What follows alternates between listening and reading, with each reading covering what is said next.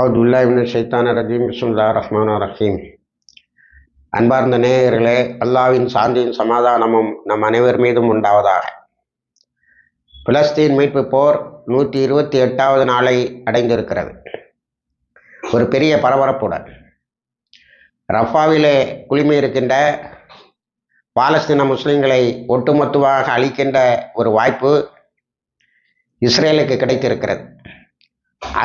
அது நழுவ விடுமா இல்லை பயன்படுத்துமா என்ற கேள்விக்கு அவர்கள் பயன்படுத்தத்தான் செய்வார்கள் என்பதே உறுதியான விடை.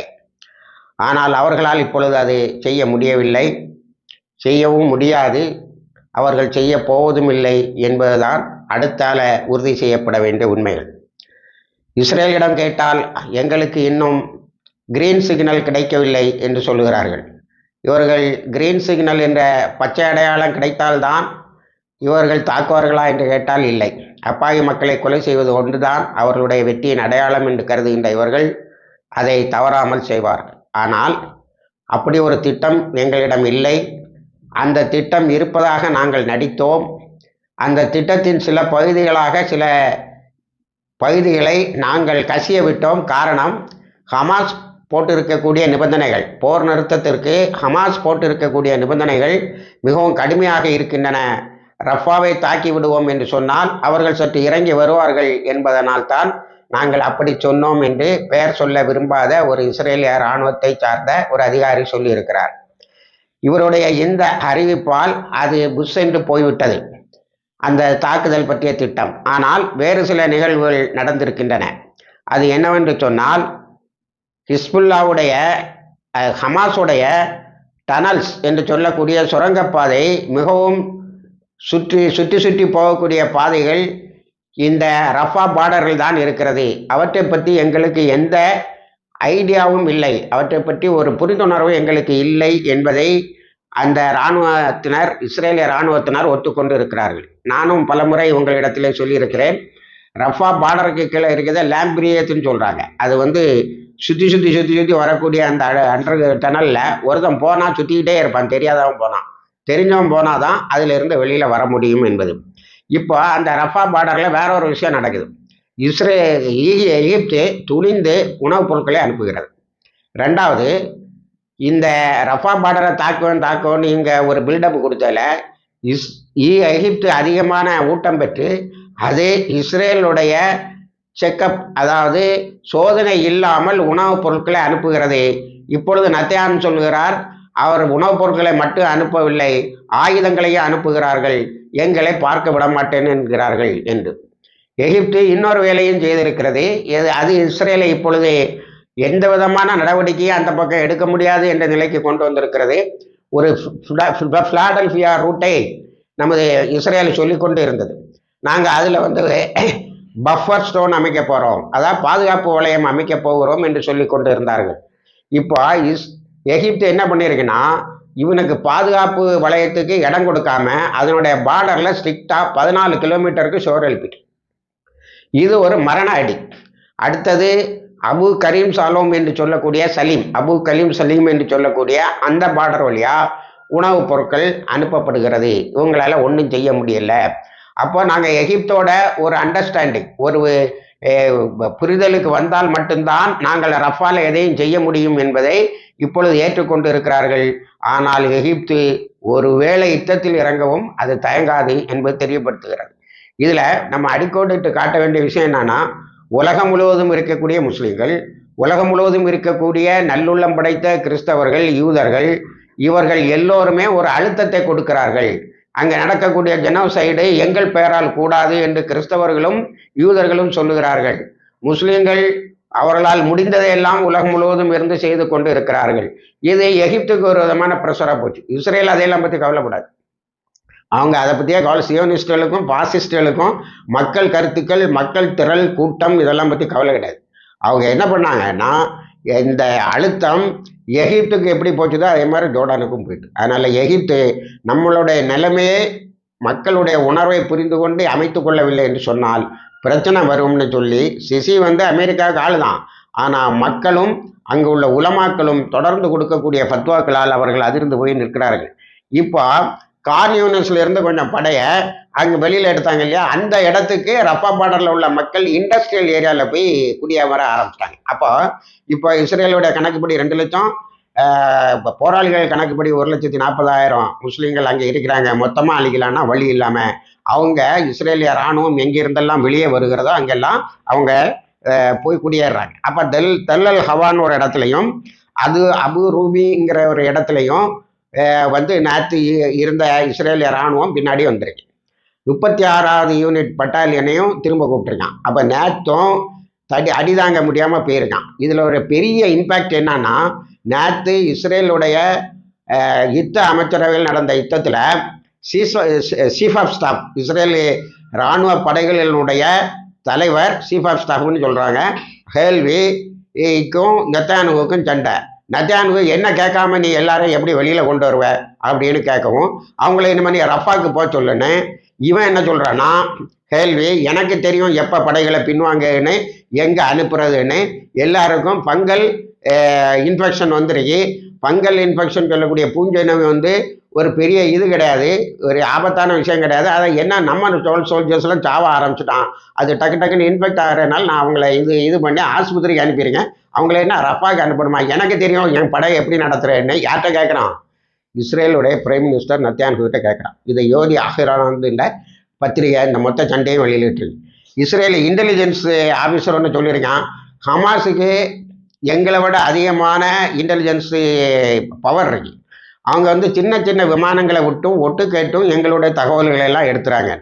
இப்போ ரஃபா தாக்குதலை பற்றி ஹமாஸ் என்ன சொல்லுகிறதுங்கிறது ரொம்ப முக்கியம். இல்லை தாக்கிறாதப்பா, நாங்கள் வேணா கொஞ்சம் விட்டு தரோம்னு சொல்லும்னு நம்ம எதிர்பார்த்தா இல்லை. அவங்க சொல்லாங்க, மோனே நீ ஏதாவது ரஃபா பார்டரில் தொந்தரவு பண்ணியாக்கும், இனிமேல் ஒன்றுட்ட ஒப்பந்தங்கிறத வரமாட்டோம், ஒன்று அடித்து வெளியேற்றுற வரைக்கும் நாங்கள் எங்கள் உயிர் போனோம், இல்லைன்னா நீ வெளியில் போனோங்கிற வரைக்கும் நாங்கள் போராடுவோம்ங்கிறத அறிக்கையாகவே விட்டாங்க. அதனால் மொத்த சீஸ்ஃபயர் போர் ஒப்பந்தமும் முறிஞ்சு போயிருந்தாங்க. இப்போ இதுக்கு ஏன் இஸ்ரேல் பயப்படுது? இஸ்ரேலு இப்போ தன்னை காப்பாற்றிக்கிட்டோம்னா, இஸ்ரேலுங்கிற ஐடியாவையும் இஸ்ரேலுங்கிற நாட்டையும் அது காப்பாற்றி கொள்ள வேண்டும் என்று சொன்னால் ஹமாஸோட நிபந்தனைகளுக்கு ஒத்துக்கொள்ள வேண்டும். இன்னொரு பெரிய ட்ராஜடி என்ன தெரியுமா? நேற்று இஸ்ரேல் ரேடியோ ஒரு செய்தியை வெளியிட்டிருக்கு. அதில் என்ன சொல்லுனா, நாங்கள் we are seriously trying to be in contact with negotiators and mediators. இந்த போர் ஒப்பந்த சமாதானத்தை பேசுகிறாங்க இல்லையா, அவங்களோட நாங்கள் பேசுகிறதுக்கு முயற்சி பண்ணுறோம். 10 பேர் டெலிகேஷன் அனுப்புனாங்களா, அவங்கள வச்சு பேச வேண்டியதானே? அல்லது அங்கே இருக்கக்கூடிய சிஐஏ ஏஜெண்ட்டை காண்டாக்ட் பண்ணி பேசலான்னு பார்க்குறோம், ஒன்றும் வழி கிடைக்கல. அப்போ அந்த சினாரியோவை நீங்கள் கொஞ்சம் மனசில் நிறுத்தி பாருங்க. பேச்சுவார்த்தை நடந்துகிட்டு இருக்கு, இவன் டெலிகேஷனும் அங்கே இவனுடைய ஆட்களும் அங்கே இருக்கிறாங்க.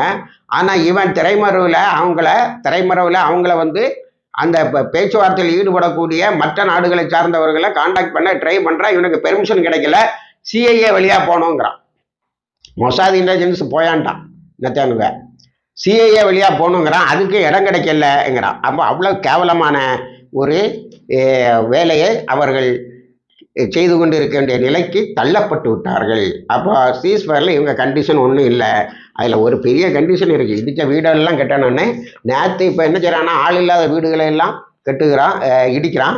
இப்போ நம்ம மக்கள்லாம் போய் குடியேற போனாங்க இல்லையா, இங்கே ரஃபால இருந்து இதர சென்ட்ரல் காசா பகுதியில் இருந்து அந்த இண்டஸ்ட்ரியல் ஏரியாவில் போய் குடியேற நிறைய பிணங்களை பார்த்துருக்காங்க.